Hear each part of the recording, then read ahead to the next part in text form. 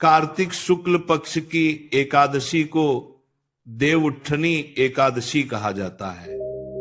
इस दिन की कथा इतनी पावन है कि इसे सुनने मात्र से 100 यज्ञों का फल प्राप्त होता है। कहा जाता है कि यह वही दिन है जब स्वयं भगवान श्री हरि विष्णु, जो 4 महीने तक योग निद्रा में रहते हैं, आज के दिन प्रातःकाल ब्रह्म मुहूर्त में अपने दिव्य शेष शैया से जागते हैं। 4 महीने पहले आषाढ़ शुक्ल एकादशी के दिन वे निद्रा में गए थे, जिसे देवशयनी एकादशी कहा जाता है, और आज कार्तिक शुक्ल एकादशी को वे जागृत होते हैं, इसलिए इस दिन को प्रबोधिनी एकादशी भी कहते हैं। जब भगवान विष्णु योग निद्रा में जाते हैं तो इस अवधि में सभी शुभ कार्य जैसे विवाह, उपनयन, गृह प्रवेश आदि वर्जित माने जाते हैं। लेकिन जैसे ही भगवान की निद्रा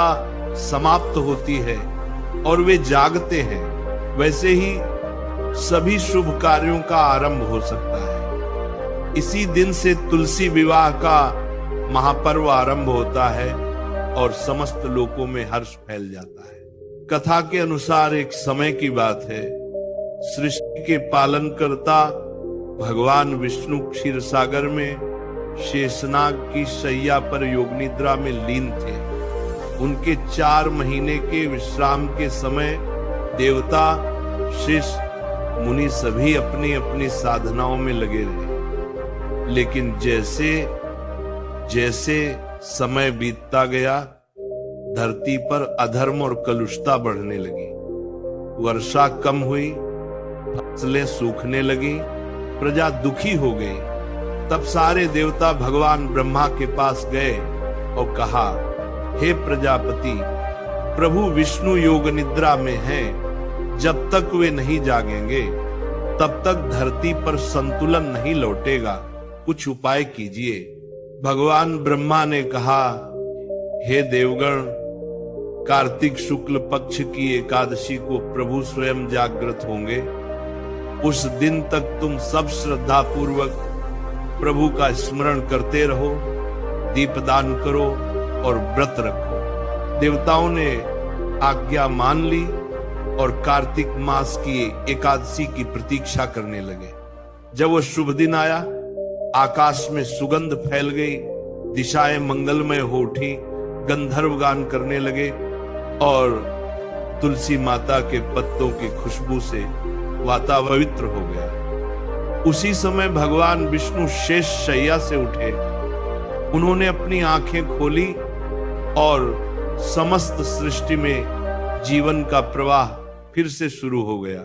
भगवान के जागते ही इंद्रदेव ने वर्षा की, धरती पर हरियाली लौटाई और मानवता के भीतर नई ऊर्जा का संचार हुआ।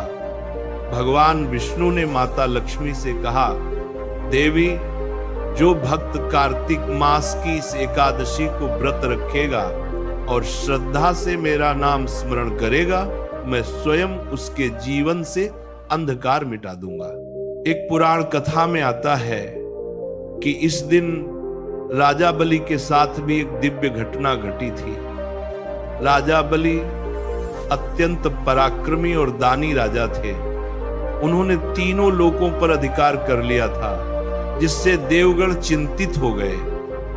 तब भगवान विष्णु वामन अवतार में प्रकट हुए, एक छोटे ब्राह्मण बालक के रूप में। उन्होंने राजा बलि से भिक्षा में 3 पग भूमि मांगी। बलि ने सहर्ष वचन दिया। भगवान ने अपना विराट रूप धारण किया और एक पग में पृथ्वी, दूसरे में आकाश को नाप लिया। तीसरे पग के लिए जब स्थान न बचा तो राजा बलि ने विनम्रता से अपना सिर झुका दिया और कहा, प्रभु, तीसरा पग मेरे सिर पर रखिए। भगवान प्रसन्न हुए और बोले, बलि, तुम पाताल लोक में रहो, परंतु मैं सदैव तुम्हारे द्वार पर रहूंगा। तब से ये परंपरा चली कि देवउठनी एकादशी के दिन भगवान विष्णु पाताल से लौटते हैं और राजा बलि से मिलने जाते हैं। इसी दिन देवता भी प्रसन्न होकर अपने अपने कार्यों में लग जाते हैं। इस दिन व्रत रखने का विशेष महत्व बताया गया है।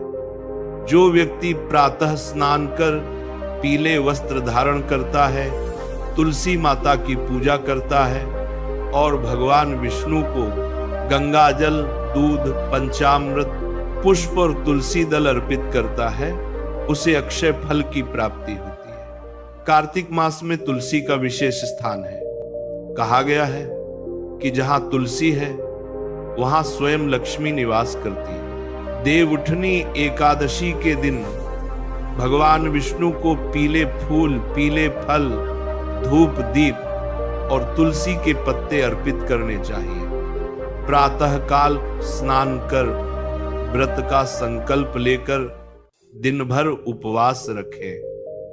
रात्रि को भजन, कीर्तन और जागरण करें। अगले दिन द्वादशी को व्रत का पारण तुलसी के पत्ते और जल से करें। इस व्रत से पाप नष्ट होते हैं, रोग मिटते हैं और धन धान्य की वृद्धि होती है। कहा जाता है कि इस दिन जो व्यक्ति अपने घर में तुलसी विवाह का आयोजन करता है, उसके घर में स्थायी रूप से सुख और समृद्धि का निवास होता है। तुलसी विवाह भगवान विष्णु और तुलसी माता के दिव्य मिलन का प्रतीक है, जो इस दिन से शुरू होकर देव प्रबोधिनी पर्व की शोभा बढ़ाता है। कथा में यह भी कहा गया है कि जो भक्त इस दिन दीपदान करता है, विशेषकर तुलसी के पौधे के पास और भगवान विष्णु के मंदिर में, उसके जीवन में कभी अंधकार नहीं आता। उसकी वाणी मधुर होती है, परिवार में एकता बनी रहती है और व्यापार या नौकरी में उन्नति होती है। देव उठनी एकादशी का यह व्रत केवल उपवास का प्रतीक नहीं, बल्कि यह आत्मा की जागृति का दिन है।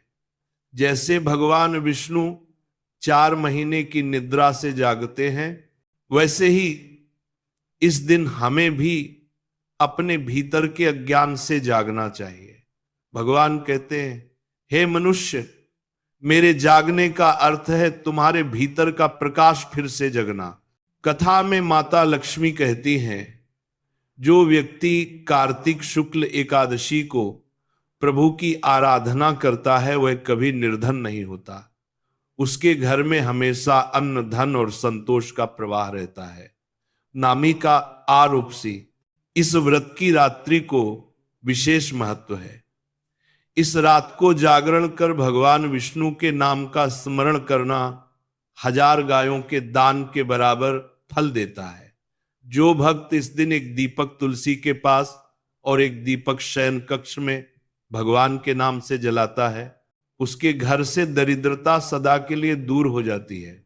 भक्तों का यह अनुभव है कि इस दिन जो भी मन से सच्चे भाव से प्रार्थना करता है, उसकी हर मनोकामना पूरी होती है।